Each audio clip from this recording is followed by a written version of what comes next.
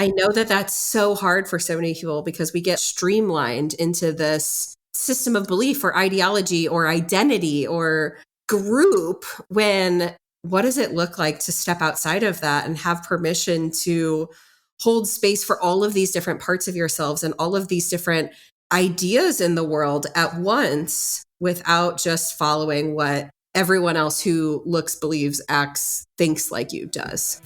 Hi, friend. Welcome to Gather and Growth, a show created for passionate, growth-focused rural women like you. From mindset work and building strong habits to exploring the unique joys and challenges of living rural, this is a show to leave you feeling joyful, inspired, and a little less alone. Together, we're on a journey of reaching for the most confident, healthy, and authentic version of ourselves, and I'm forever grateful to have you by my side. Whether you're currently running on a back road, shuffling kids to town, hopping along for a tractor ride, or 3 loads deep into folding laundry, grab yourself a nice coffee and let's dive in.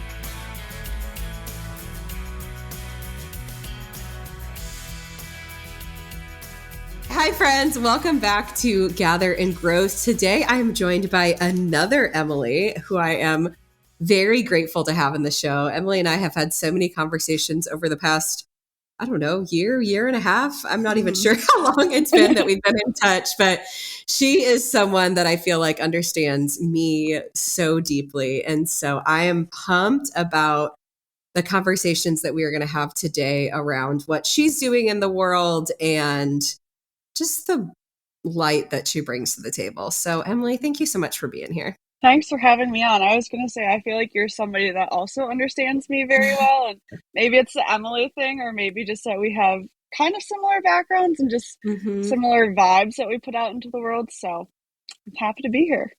Yeah. So if someone's getting to know you for the first time, would you give us a little context of your story? What brought you to today? Where are you at? What are you doing in the world? Like, what was your path up until this point? So I grew up in Sauk Prairie, Wisconsin, or Sauk City that's a whole tangent to go on, but Wisconsin, home of the original Culvers. That's like my biggest one fun fact about our town, and I'm obsessed with Culvers. But that's, again, like I said, a whole tangent to go down. So I grew up here. I did not grow up in agriculture or grow up on a farm. My grandparents had a dairy farm in southwest Wisconsin, and I have 2 other girl cousins that are both my same age, and my grandpa called us his boys, and we would be living our best life on the farm. We were actually reminiscing about it this past weekend. We were all together driving 4-wheelers around, feeding calves, walking up and down the stanchion barn aisles. And so I obviously just talking about have such fond memories of that. But then when I was in the 3rd grade, my grandpa passed away and we ultimately sold the cows. We still own the farm. It's just rented out by somebody else. But when he passed away and everything happened, I kind of lost my touch to agriculture. But luckily, my mom signed me up for 4-H, which led to me being involved in different projects there, primarily more in like the arts and photography and stuff, but still very much involved in different activities in 4-H. And then in high school, I joined FFA, and I like to say that that was kind of my light bulb moment that agriculture is where I was meant to be. I went into high school thinking I was going to be a human dietitian and human nutritionist type person. I had an eating disorder when I was in middle school, and so kind of that transition of healing led me to want to pursue that. But then because of FFA, I was like, I took every single ag class you could take, did all the things, went on all the field trips, and I was like, you know what, maybe agriculture is more for me. So then I had the mindset that I was going to be a vet. And so I went to UW-Madison, go Badgers, for animal science and life sciences communication, which is conveniently a half hour away from my house. And so I grew up like loving UW-Madison and loving campus there and everything. So I was so happy when I got accepted and went there. And like I said, I thought I was going to be a vet, but then I took chemistry, and chemistry humbled me a lot. And I was really bad at it. But I always knew I was in FFA, and then even in college, I always participated in different like agriculture advocacy events, whether it was going into classrooms, hosting events on campus and stuff. And then I actually worked at a creamery when I was in high school and in college, where we gave tours and did a lot of working with the public. And so I was like, you know, maybe I really like this whole talking to the public thing about agriculture. So then I added the life sciences communication major, which is all about science communication, and then added that with agriculture and animal science to really be able to not only like walk the walk of agriculture, but then talk the talk of it. Mm. And then come graduation, which was in the middle of the pandemic, unfortunately, Yay. I was doing, yeah, it was not a very fun time to graduate from college then because you definitely lost out on like a lot of the traditions, but still a little salty about that, to be honest, which is something I need to get over because it's been however many years. But anyway, Hey, I'm like 11 years removed from college graduation. I'm still salty that it rained and we had to be in the gym instead of like on the quad. So I think you can hold on to that as long as you want. well, there's just so many traditions that come with like UW-Madison, which is part of the reason why I wanted to go there in the first place. And then the whole like last 3 months of college are just not there. So Hmm. yeah, I'm still salty about it. But anyway, I was looking for jobs and I found one that I thought was the perfect fit for me. It was working with Dairy Farmers of Wisconsin, or our checkoff organization for the dairy industry here in Wisconsin. And like I said, perfect on paper for me. It was all about social media, connecting with consumers in state about dairy, which is basically what I love to do. And it was a perfect fit for me for a very long time. But I've always had the inkling in the back of my mind that I was going to own my own business. I just didn't know when, and I didn't know what it was going to be. And I went to a retreat, Rural Rooted, which I know a lot of you went to that, and I know quite a few Hmm. other people who went to that. And that's kind of what propelled me to quit my job and pursue my own passions. I started dating my boyfriend when I was in college. He's from my hometown as well, and his family has a farming operation. So that's where like going back to the farm also comes in. And graduated college, moved in with him. His family farms, they have cattle, cash crops, that sort of thing. And I knew that I always wanted to do something also more involved on the farm. That's where I feel the happiest, most free. And so it kind of pushed me at that retreat to figure out a way to get more of that time because that's when I feel the most alive and the most me, but also still make an income. So I quit my job and I started doing freelance social media for other companies and then also spending more time on the farm. So I help in our grain facility in the fall, which I will be in there every day before I know it. Yeah. So excited for that, but also not excited because it's just very long days. As everyone in agriculture knows, that harvest can be a lot.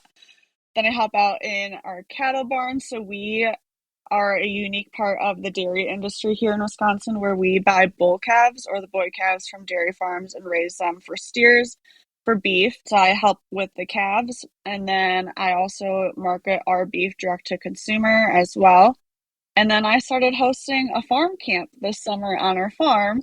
And so I had lots of little kids running around the farm, learning about agriculture, which was so fun. I just love doing it and love letting kids experience agriculture, especially those who don't come from it, because that's Hmm. kind of how my story started. And then we tractor pull. So that's a whole other tangent of things that we do. We have a YouTube channel for tractor pulling and farming and stuff. But basically, that's how I was able to leave my corporate job and then do more of what makes me happy, which is being on the farm. One thing that's always really impressed me about you, Emily. So Emily was actually in one or two of my masterminds early last year, Mm-hmm. is the amount of self-awareness you have about how you want to spend your time and what intentionality looks like at the age that you are at. I just think is so incredible because, looking at my own experience and the experience of so many people I know, it like took a solid 10 years of doing other things to maybe be like, wait, this isn't how I want to be spending my time. I'm not following my purpose. I'm not showing up on a daily basis in a way that's really lighting me up from the inside out. So I Mm-hmm. love that, within a year or two of being in the corporate space, you're like, hard no, this is not Yeah. for me. Like, I need to figure out what building a life with intention looks like now. So before we go any further, that just has always super impressed me about you. But when you were going into Rural Rooted, did you know what you wanted to do on the other side of it? Or was it like, I'm going to go and figure this all out while I'm there? I had some ideas, and I will say I feel like for the most part I'm doing ish what I went into it for. I coined myself on Instagram as like your farmer friend. And that's something that has always stuck with me of I want to be that person for people that if they have questions about agriculture or need a friend or need anything, like I'm your girl to go to. And I went into it kind of more so thinking of like, how can I turn that into like influencer-ish things? But I also knew we wanted to do a YouTube channel. And so like wanting to learn about monetizing that and that stuff.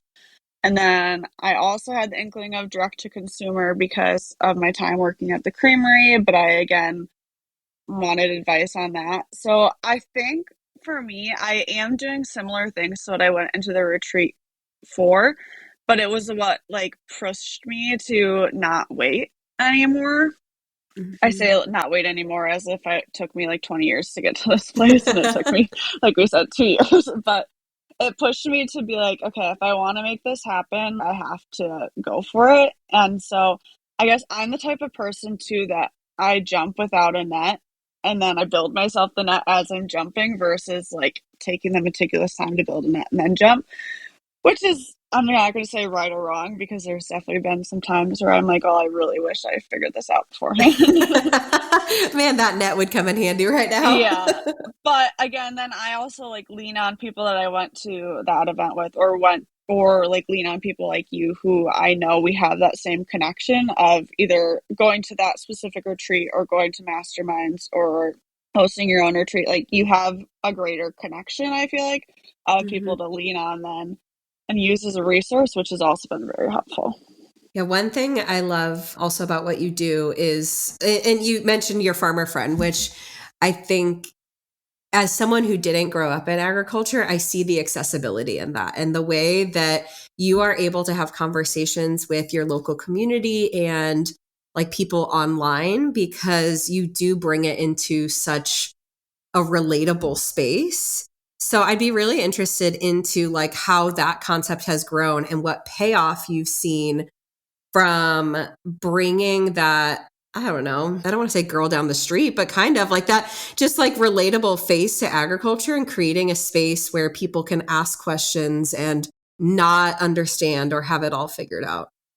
So I got a DM the other day after I went to the Badger volleyball game because I posted on my story that I was there. And it was from a girl who goes to college down there. And she said to me, she's like, I love your page. I grew up on a dairy farm, but I am now going to school in Madison, so I'm not on a farm anymore. And your page feels like home to me, and it makes me feel so happy. And like, even though that person was from agriculture, just to be able to provide that for people of like, I'm going to share what it's like on our farm. I'm going to answer questions that they have. I've definitely gotten lots of DMs of people that feel comfortable asking me questions. And I like having those conversations in the DMs because they're just more intimate and you're able to have a little bit more in depth, answer questions, answer concerns, and continue the conversation beyond just one response in a comment.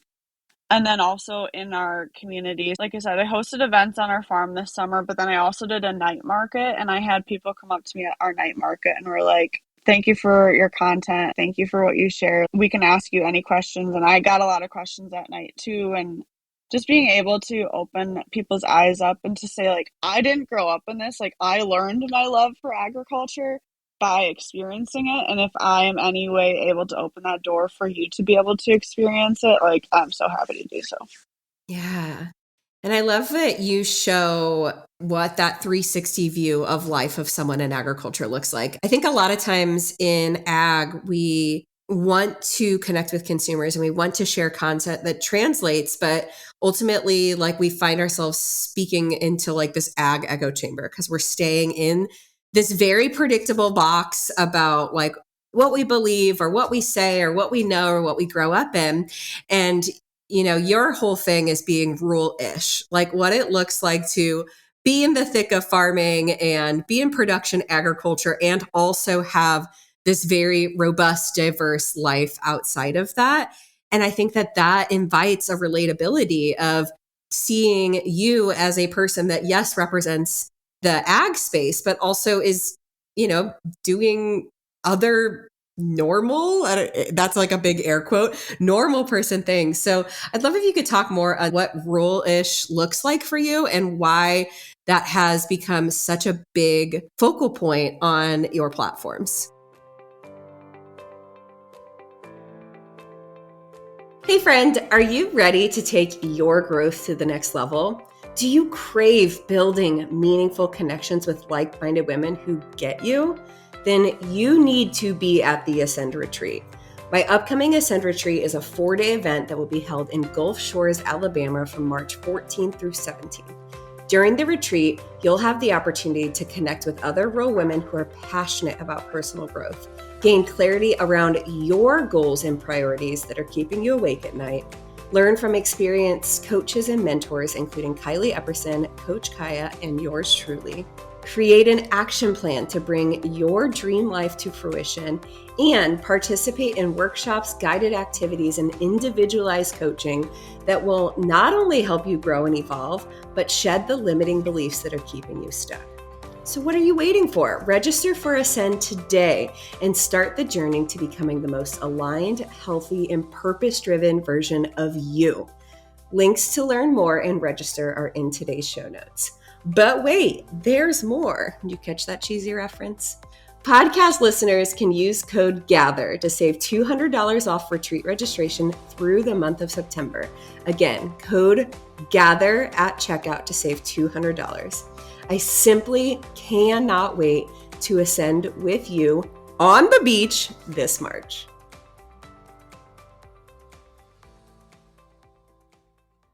I like to say that my life is full of ish because there's so many things where I'm like, yes, I like this, but also I like this, and they're like very opposite things. So it's like a mesh of issues. But rule is, well, first of all, actually, so the farmer friend too is part of it, is that I want to show that farmers are real, like you said, real people. We have interests outside of the life on the farm and of agriculture. Like there's so many different parts of what makes a person besides, and I don't want to say this lightly, of like their occupation, because I know that farming really is a lifestyle. It is more than an occupation, but there's more to our lives than that, if that makes sense.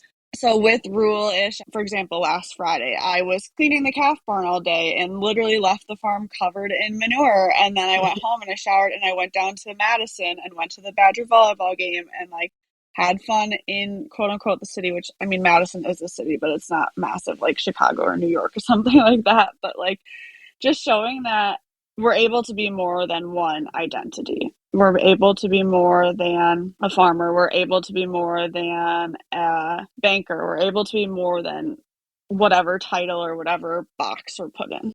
Yeah, and I think so often, and this is not exclusive to agriculture, but just people in general, we absorb these like boxes that we feel like we're meant to be in. If we do anything outside of what everyone in our box is doing, it feels other or it feels uncertain. And I love that you've created this space where it's like, you can love this and this, you can believe this and this. And I know that you and I have had so many side conversations about this idea of like, you don't have to just believe or do or live out one set of things just because that's what everyone around you is doing. We are ever evolving people who can bring in information and believe multiple things to be true at once. And I know that that's so hard for so many people because we get like streamlined into this system of belief or ideology or identity or group, when what does it look like to step outside of that and have permission to hold space for all of these different parts of yourselves and all of these different ideas in the world at once without just following what everyone else who looks, believes, acts, thinks like you does?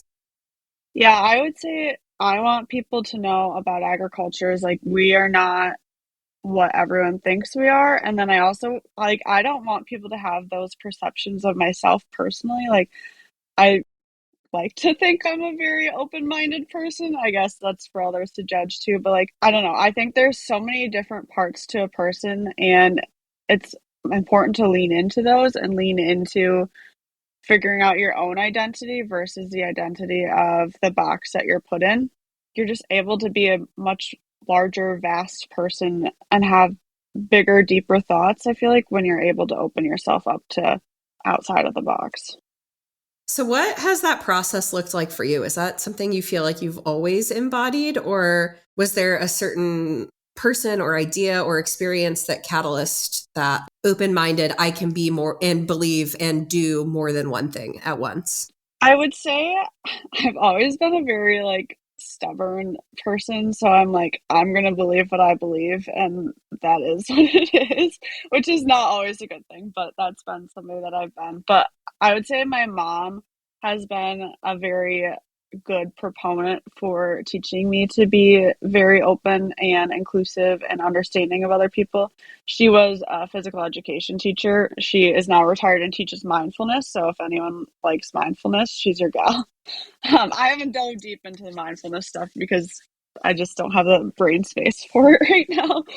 But that's definitely where a lot of my inspiration for being open mindedness has come from. And I think having that open mind and that understanding that like others can be who they want to be has really helped me understand that I can be who I want to be. And I also think too, like when I had my eating disorder, I was in therapy as part of my recovery. And although like I've like blacked out of all my therapy sessions, I feel like that also definitely helped me understand that you're meant to take up the space that you want to take up and believe the things that you want to believe.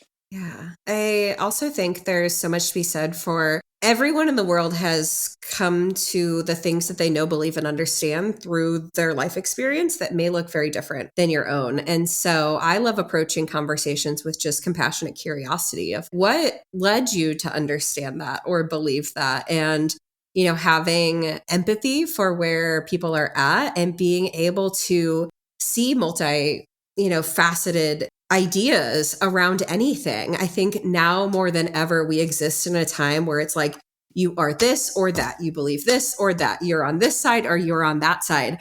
And I wholeheartedly believe that most people on the planet are on like a whole spectrum of things. And we just assume that like this person that is opposite of us is like fully one way while we're fully this way. And I'm good and they're bad or whatever. And this is beyond politics, beyond religion, beyond anything. When in reality, there was a YouTube series. I can't even remember what it was called, but it was like they would take totally opposite humans and put them in a room together. I don't remember if there was like a set time or whatever. It was like by the end of a half an hour, they had realized like how much more alike they were than they were different and had formed these beautiful bonds of friendship simply because they were given the space to like sit and truly listen. And that is like such an important thing for me, and a core value for me is like just really understanding people and understanding where they came from and being open to the idea that I don't know it all. And I am an ever evolving person that is bringing in new information, and I can see where someone else is coming from, even if their ideas and life experience looks very different from mine. You just summed up what was going through my mind, but I couldn't figure out how to put into the words that I was trying to find. I 1000% agree. I think for me, like the biggest thing, like you said, is having conversations with people. I love to ask questions and ask people what they believe, why they believe what they believe, and get a deeper understanding beyond whatever the core value is that they're saying that they believe in. But it's like when you go deeper, you're going to find the commonalities that you have. Say it's something where at the surface level, you two have very different opposing views. But as you dig deeper, you realize you have the same values. It's just you see it playing out in one way and the other person sees it playing out another way. But when you get deeper into the values, you have those shared values. That's what we all want, is those shared values, but how we project it is differently. So is there ways that we can take our shared values and then use our shared values to have a shared resolution? Yes. Oh my gosh. I made a post about this once, and it was like, at the end of the day, just about every single person on the planet wants to feel safe, be heard and understood and accepted for who they are, wants the world to be a better place for their children. So many of the things that are hallmarks of who we are and what we want are actually the same. Our life experiences and our worldviews and the media we consume and the people we surround with shape how we believe that to be. But when we invite conversations with curiosity instead of that like us versus them mentality, I think it can be such a beautiful opportunity to, this is going to sound so woo-woo, like world peace, like come together. And that's where I get so frustrated because I feel like we are constantly pinned against each other from like a very basic level through our political system. And it's like, at the end of the day, like so many of us really do want the same things. And so I try to live my life as a person of trying to, like you said, ask questions and understand. And I truly believe that everyone on the planet is doing the best that they can with what they have, where they're at, and has, maybe I'm naive, but has good intentions in mind, or has gotten to the place that they're at through experiences that I cannot understand because I have not been in their shoes. I would agree with that. Another thing too is like approaching things with critical thinking.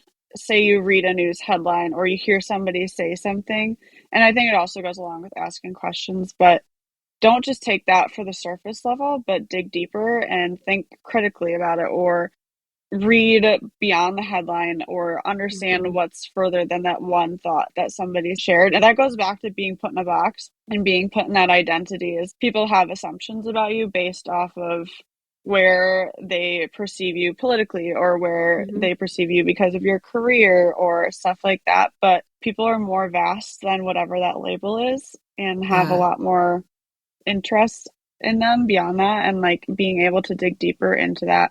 I don't know. I just love having conversations with people and asking them questions. And then I also have, this is going down like a little bit more of a tangent, but like I have rules for myself, especially in a small farming community, of when I talk about politics, or how I talk about politics, or how I talk about what might be perceived as touchier subjects. Like, I don't talk about it when people are drinking. I don't talk about it when somebody I can tell is getting angry or upset about something. And that's been really helpful, because then you're able to come back later on with that person and have a conversation where you're a little bit more open-minded and a little bit more open to hearing both sides. Basically, I try to not pigeonhole myself in a conversation where people won't hear another side. Right. And I think, this requires a level of intentionality. It's easier just to look at what the people around you are doing and ascribe to that without, like you said, that critical thinking piece. And I think being able to, like, quote unquote, walk between worlds and understand multiple points of view takes intentionality and work. And I think the example in my life, like, as you know, I did not grow up in ag, and I grew up in what I thought was a small town, but my mom's siblings left that town and moved to bigger cities. And so now I have cousins who grew up outside of New York City and now live in Los Angeles and in London and Chicago. And when it comes to even just conversations around agriculture, what they understand about it is vastly different than what I do now in this very lived experience of being in production ag and doing the work that I do and being connected to who I'm connected to. But if I approach conversations with them from this perspective of like, oh, you don't understand, how could you think that? Like, if I immediately come in angry and defensive and yada, yada, yada, like, we're not going to get very far. And on the other hand, like, if they're coming in that way, we're not going to get very far. So I have to put myself in the perspective of what information are they consuming that has gotten them to the place that they understand what they do in the way that they do, and why they have perceptions around what we do. And then in what ways can I share and invite a change in perspective and conversation in a way that is approachable and safe and comfortable, which is, I think, what you do so well with both your farmer friend and the ruralish mentality, is like, people come to the conclusions they do based on all of these different factors. And so being able to tap into that and being open can really drive that conversation forward. Because at the end of the day, so many of us in ag want our consumers to understand what we do and trust us and believe us and see that we have the best intentions in mind. But if we're not willing to insert ourselves into the mindset of someone who lives a very different life, my cousins who live in the middle of Los Angeles live a very different life than we do. I mean, the best example was during the pandemic when we're like on our family Zoom calls, and I'm like, yeah, Ben, here's our, 40 acres that we live on. And they're like, they're stuck in their apartment, right? Like, we're in very different realities. And so when we can meet in the middle and see each other for where we're at, that's where that conversation actually changes. And I think that principle applies to whatever it is that you feel passionate about. If you're coming up with walls up at the defense with anger and frustration, and how can you believe that? And oh my goodness, like, as humans, we naturally put up walls around that. But when we can come to a conversation with empathy and compassion and curiosity, that's how we can really change conversations, whether we're talking about agriculture or literally anything else. Hearts are changed through trust and compassion and small mindset shifts, not by shouting what we know to the rooftops as loud as possible. I'm smiling because we're literally on the same wavelength, because I was literally about to say, to bring it back to agriculture, this is how I, like, when people ask me about having conversations with consumers, or just like when I'm sharing with agriculture, I always go in with the mindset of having empathy, because they have their opinion for a reason. Something happened in their life experience that led them to have that opinion. So you go into it with empathy. Okay, what led to this belief? How does it make you feel? What are ways that might make you feel more safe? What are things that you would like to know to make you feel more safe about your food system, about what we as farmers do, how we care for the land, how we care for our animals, how we care for our communities? Having that lens of empathy, instead of going at it as like, oh my God, you hate us, what you're saying is wrong, blah, blah, blah, blah, blah, spitfiring like this is the truth, going at it with that thought of empathy and that care, because these are like, they're innocent people. Like, they're having these opinions because of different life experiences. It's not like they woke up one day and they're like, I'm going to hate farmers today. It's like, no, something happened to them that led them to have this opinion. And there are ways that we can approach those conversations with that empathy, with that care of like, we care about you because we want you to return that care to us. And I think that's one thing too in agriculture, is that we struggle with of demanding respect from people but not giving respect back.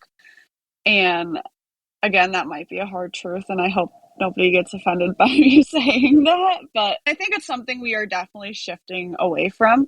But it's also something that I have seen where we want the respect from people, but we have to extend that same grace and same respect to people back to us. I mean, that's just with anything. It's not just with agriculture.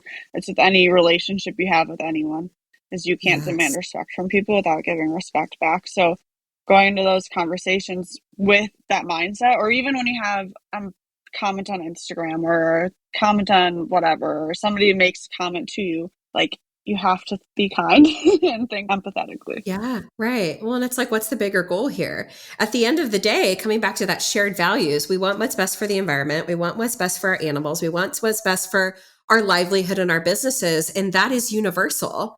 But the life experiences we have put people in positions where they believe that should happen differently. But the more we can invite the conversation about, here's what I look like, and here's how it works on our operation, and here's why we do what we do, and here's what we believe. And also being open to the fact that there could be things that we might need to change. And I have gotten on the soapbox on so many different podcast episodes, on so many different places, but like we've just always done it this way is no longer relevant in agriculture or any industry, because the world is just changing so fast. So if you're not asking why, if you're not open to new information, if you're not open to new ideas, you are not only stunting the future of agriculture, but your own business and your own personal growth.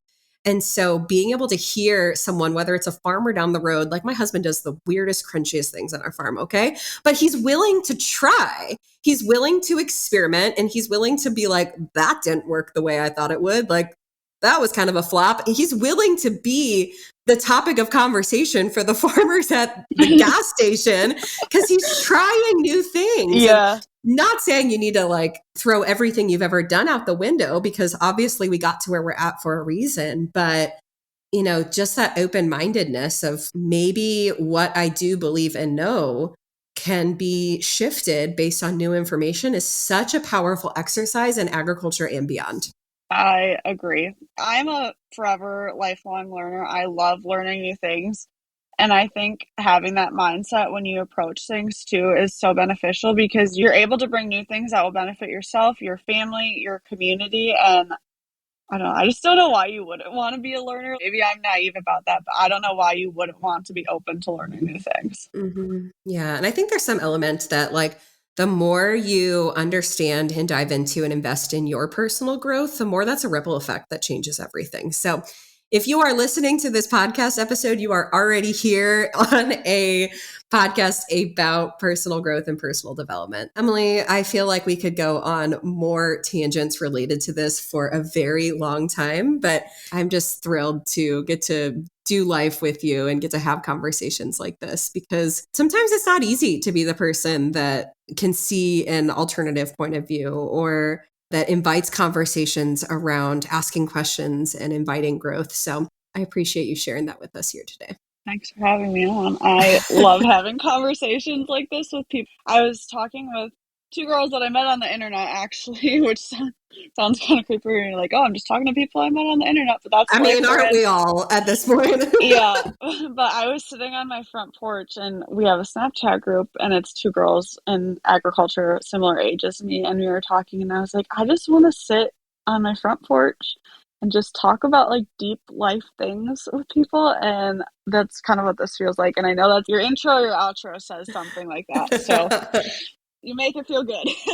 Yeah, if you're already here, you're already willing to ask the hard questions. But I think sometimes it's even going one step further and taking that out into the world, which is scary, because being a pioneer or a trailblazer or being rule-ish or different can sometimes feel uncomfortable. And so I challenge anyone listening to this to not let the fear of what other people think about you or what you're doing or saying hold you back from pursuing that life of growth and asking questions and being different and being intentional, because that's what makes life so freaking awesome. And if you need some inspiration on that, Emily, where can we find you on the good old internet?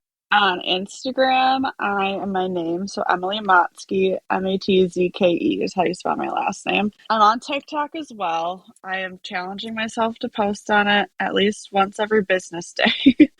I like to give myself grace on the weekends sometimes. And then if you're more interested in the farming side of our things, there is our YouTube channel, which is New Age Custom Farming. It's farming, tractor pulling. I just edited a video that had some farm camp stuff in it, and then I realized after I exported it that I forgot part of it, so that was fun.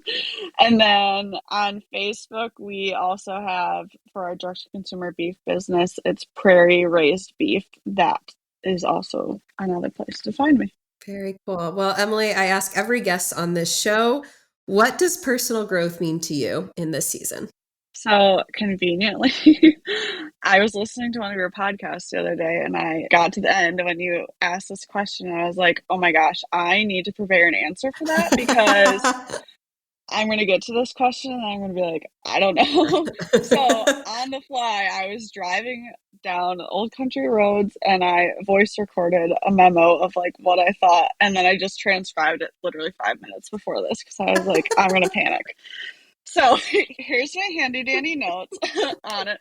No, but I was thinking, I saw this photo on Pinterest, and it was like one side was a silhouette of a person, and there's like very small drawings of flowers on it. And then there's on the other side another silhouette of a person, and they had like all these flowers blooming out of them.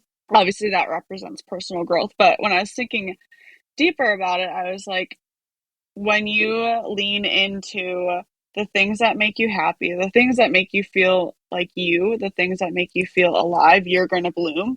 And that's what personal growth is to me, is that you are leaning into your own self and your own truth. Kind of what we were talking about this entire podcast. It's like you are becoming you.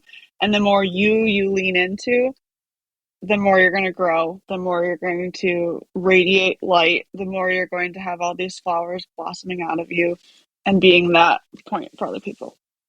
What's so interesting about that is I think a lot of times we are held captive by our fear around, oh, what are they going to think of me if I become the most me version of me?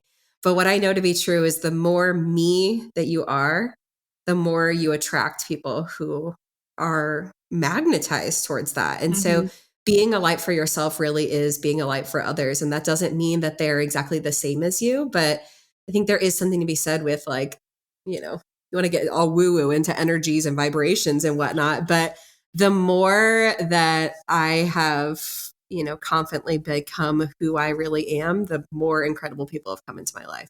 You are an example of that. So thank you for being here. And until next time, friends, I am just so forever grateful for you. Have I told you today how much I appreciate you? I'd like to imagine this was a meaningful backyard patio kind of chat between friends sipping LaCroix at sunset. If you enjoyed today's show, please take a screenshot to share or forward this episode to a friend. You can also find me at Emily Rushell over on social to continue the conversation. It's truly a joy to hear what tidbits and takeaways made an impact on your day. As always, all links and resources mentioned in today's episode can be found in the show notes listed below or over at emilyrushell.com. Special thanks to my podcast manager, Jill Carr, for the time and love she puts into producing Gather and Growth for this community. What a blessing it is to be on this personal growth journey together. Forever grateful for you.